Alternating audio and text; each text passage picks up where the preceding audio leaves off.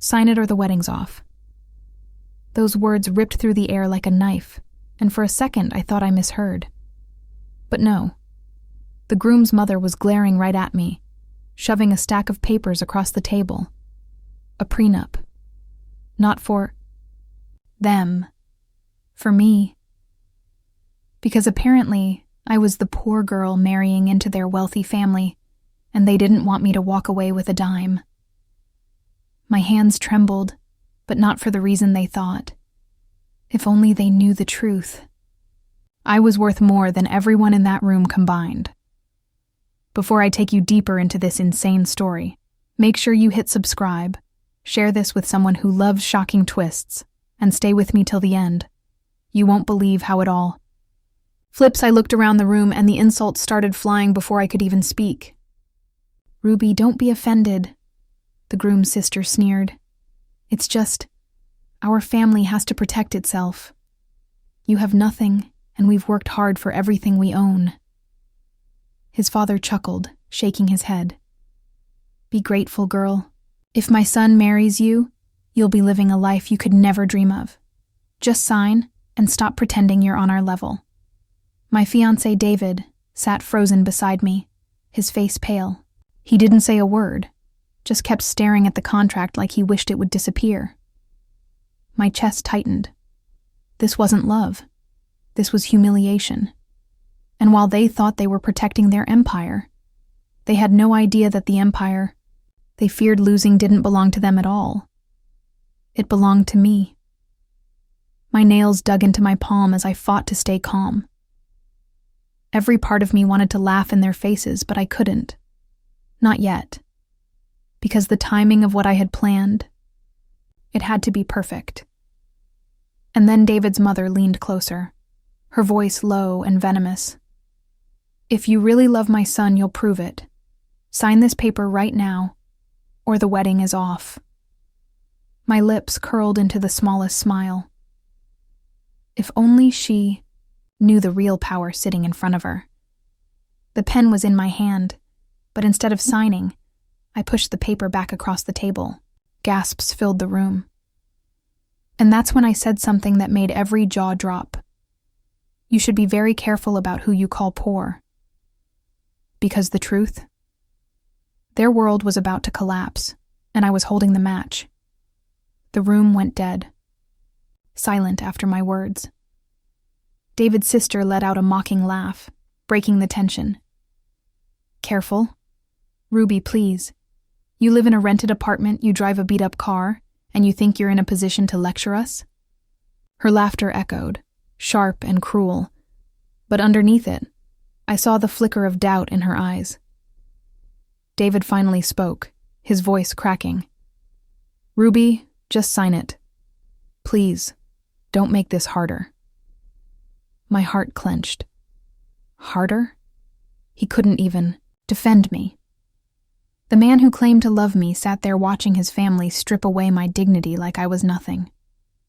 I leaned back in my chair, my eyes sweeping over every smug face in the room. My voice came out calm, almost too calm. "You think you know me. You think you figured me out. But the truth is, you've been living in an illusion." David's father slammed the table. "Enough. Sign it or get out.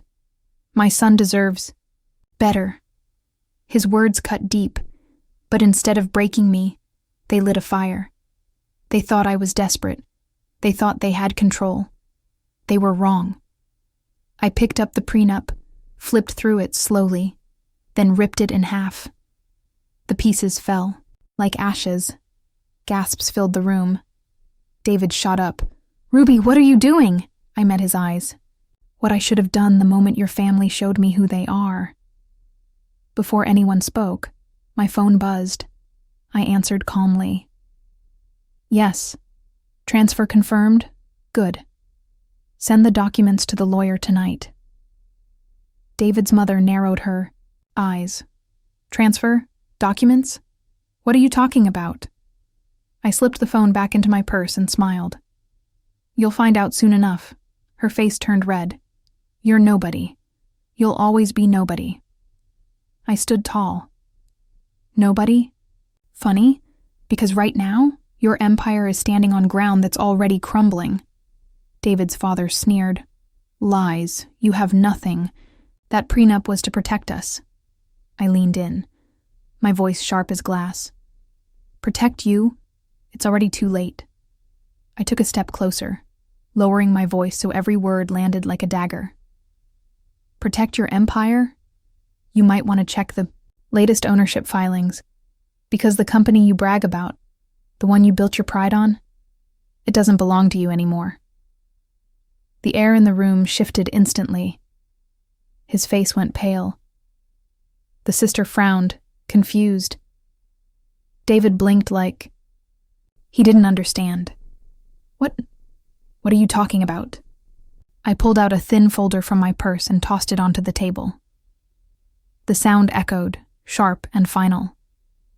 These are the transfer papers. 3 months ago, when your company was drowning in silent debt, an anonymous investor bought controlling shares. You never questioned who it was, because you thought no one would dare. David's mother's hand trembled as she grabbed the papers, her eyes darting over the lines. Her lips parted, her voice barely a whisper. This can't be real. I smiled coldly. It's very real. The investor who saved your company, the one who now owns 51%, is me. The room exploded. David's sister screamed, "No way! You can't even afford—" She stopped mid-sentence as the truth settled like lead in the air. David's father staggered back, his hand gripping the chair for balance. This isn't possible.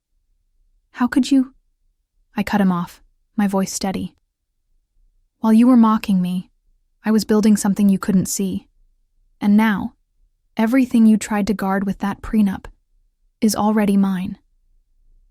David's jaw clenched, his eyes darting between his parents and me. Ruby, is this why you never talked about your job? All those late nights? All those excuses? I locked eyes with him. No, David. This isn't about excuses. This is about survival. And the moment your family pushed me into a corner, I learned to fight back the only way they'd understand, through power. Gasps filled the room again. Their empire, their pride, their control, it was already slipping. And they didn't even know the worst part yet, because the shares weren't the only thing I owned. David's mother crumpled into her chair, clutching the folder like it might vanish if she let go. His sister's eyes darted wildly, searching for some flaw, some mistake. David's father, though, leaned forward, his voice shaking but sharp. Even if this is true, you think this gives you power over us? We'll fight it. We'll drag you through court until you're ruined. I tilted my head, almost amused. Court? You really want to do that? Because if we go there, the first thing the world will see is your financial skeletons, the offshore accounts, the embezzlement, the loans you never disclosed, everything you buried. The color drained from his face. He knew I wasn't bluffing. David finally stood, his voice trembling. Ruby, why didn't you ever tell me? Why keep all of this hidden from me? I looked at him, my heart twisting for a moment. But then I remembered every insult, every time his family called me a burden while he sat silent. Because, David, you never asked. You let them treat me like I was disposable, and I wanted to see how far you'd let it go. His mother shot, up again, desperation replacing arrogance. You don't understand. Our family name means everything. If people find out we've lost control, if people find out you own us, we'll be ruined. I leaned across the table, my voice cold as steel. Exactly. And that's what you never saw coming. Gasps filled the room as I slid a second envelope across the table, sealed with gold. David's sister ripped it open, her hands shaking, her face drained. These These are wedding contracts? I smirked. Exactly. When your father took that emergency investment, he gave me majority control. And the clause. If your family breaks trust with me, every house, every car, every account falls under my name. David's father's voice cracked, barely audible. You trapped us.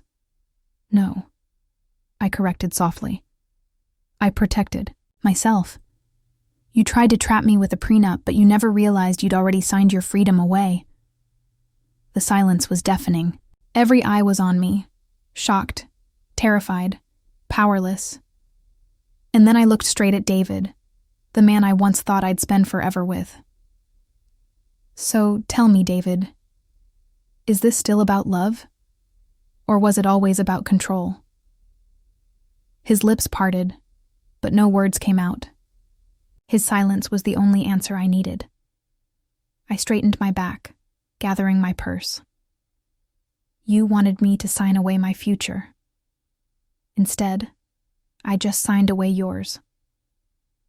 And as I walked toward the door, their world crumbling behind me, I knew I wasn't done yet, because the final card I was about to play would not only erase their empire, it would make me untouchable. The door creaked as I paused, their desperate whispers echoing behind me. David finally called out, his voice breaking. Ruby. Wait, we can fix this. Don't leave like this. I turned back, my eyes burning with everything I had swallowed for years. Fix this? You tried to break me. You called me poor, useless, unworthy. But today, I walked in as your victim, and I'm leaving as the owner of everything you worship. David's mother collapsed into tears. His father stared blankly at the floor, and his sister shook her head in disbelief. I took one last breath and delivered the final blow. The press already has the documents. By morning, the world will know the mighty Harrington family empire now belongs to the girl you mocked.